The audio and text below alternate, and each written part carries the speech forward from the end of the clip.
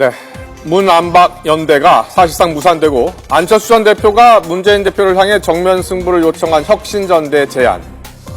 자, 하지만 문재인 대표는 어제 이 제안을 거부했죠.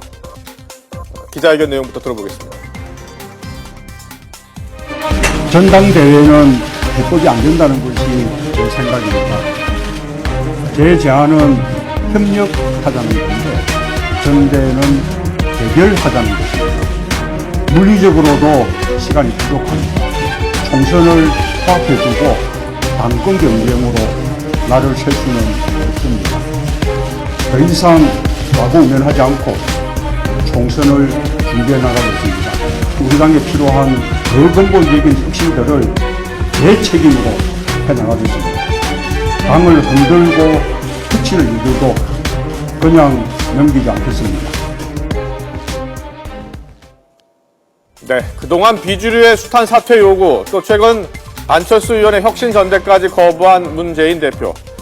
문 대표가 이런 결정을 내린 배경, 어떤 이유가 있었을까요? 네, 최근 새정치연합 지지층을 대상으로 한 여론조사 결과를 보겠습니다. 문 대표 체제 유지를 원하는 유권자가 32.9%에 달했습니다. 반면 사퇴하고 전당대회를 해야 한다는 의견은 21.4%였습니다. 반면 무당층은 문 대표의 사퇴를 원하는 여론이 36.4%, 또 문안박 공동지도부 구성이 15.3%로 문 대표가 사퇴를 해야 한다는 여론이 더 큰 상황이었습니다. 문재인 대표가 어제 혁신 그 전대를 거부한 것도 이런 당내 지지층의 기반이 확실하다라고 판단했기 때문에 그런 것 같고요. 예. 어떤 의미로 보면은 조금 전에 여론조사는 문재인 대표 그리고 안철수 의원의 정치적 기반을 그대로 나타낸 거다, 저는 그렇게 생각합니다. 문재인 대표는 뭐 친노 86세대뿐만 아니라 그래도 오랜 야당의 지지를 받고 있기 때문에, 지지 기반을 갖고 있기 때문에 야당 지지자들은 문재인 대표 체제를 계속 유지해야 된다라는 그런 쪽으로 여론을 많이 기울인 것 같고요. 안철수 의원 같은 경우는 아무래도 제3지대가 무당파가 지지층이 많지 않습니까? 그렇죠. 그래서 그러다 보니까 무당파들은 문재인 대표가 물러나야 된다, 이런 쪽에 많은 지지를 보내는 결과가 나타난 것 같습니다. 사실상 안철수 전 대표의 최후 통첩을 거절한 문재인 대표. 다시 공은 안철수 전 대표에게 넘어온 셈입니다. 앞으로 안 전 대표가 어떤 결정을 내릴지도 지금 관심이 모아지고 있는데요. 안철수 전 대표는 문 대표의 혁신 전대 거부 의사에 당 앞길이 걱정이다. 당을 어디로 끌고 가려는지 걱정된다는 말을 한 것으로 전해졌습니다. 일각에서는 안 전 대표가 탈당 카드를 검토하기 시작한 것 아니냐는 관측도 나옵니다. 하지만 안 전 대표가 새정치연합의 공동 창업주여서 탈당을 결행하려면 더 큰 명분이 필요하고 자칫 야당 분열의 주범이란 역풍을 맞을 수도 있다는 우려도 나옵니다. 안철수 의원으로서는 일단 탈당을 만약에 독자 세력화를 한다면은 가장 부담이 되는 것이 야권 분열에 대한 오명을 본인이 뒤집어 써야 된다라는 것이 가장 큰 부담일 겁니다. 하지만은 안철수 의원으로서는 또 나름대로 명분을 만든다면은 혁신을 가지고 한번 경쟁을 해보자. 예.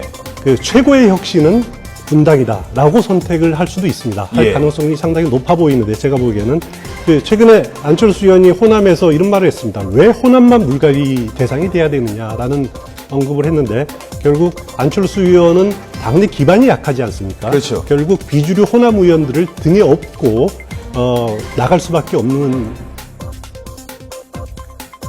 문재인 대표가 안철수 전 대표의 혁신 전대는 거부했습니다. 하지만 대신 안철수 전 대표가 제안한 10가지 혁신안은 수용하겠다는 방침을 밝혔습니다.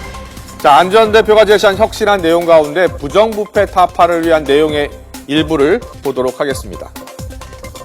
자, 어떤 내용들이 있었을까요? 안철수 전 대표 혁신안에는 당 윤리기구 혁신, 또 부패 혐의 기소자는 당원권 정지, 또 공직 후보 자격 심사 대상 배제하고요. 부패 혐의 유죄 확정된 사람은 당원에서 제명시킨다. 또 부적절한 언행을 한 것도 엄정한 조치를 취한다. 당 차원의 부패 척결, 이런 혁신안이 있었습니다.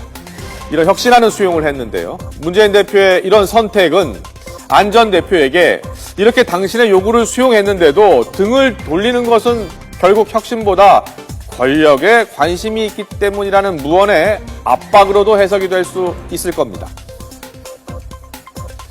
하지만 여기에 대한 비주류 의원들의 반발도 만만치 않은 상황입니다. 새정치민주연합 비주류는 혁신전대 무산과 문 대표의 대표직 유지 입장이 나오자 거세게 반발하면서 집단 행동에 나설 조짐을 보이고 있습니다. 비주류의 주승용 최고위원은 오늘 최고위원 회의에 불참해 최고위원직 사퇴를 고민하는 것 아니냐는 관측이 나오고 있습니다. 안철수 의원이 말한 혁신안 중에서 기소만 돼도 그 공천권을 공천을 박탈해야 된다라고 주장을 했기 때문에 예. 그게 박지원 의원 같은 경우에는 뭐 20까지 갔으니까 당연히 공천을 줘서는 안 되는 거죠. 하지만은 박지원 의원으로 대표되는 그 호남을 중심으로 한 구민주당 지지 세력을 갈라설 수도 없고 그걸 그렇죠. 업어야 되니까. 예. 그래서 안철수 의원으로서는 그 딜레마를 어떻게 극복하느냐라는 것이 이제 과제일 겁니다.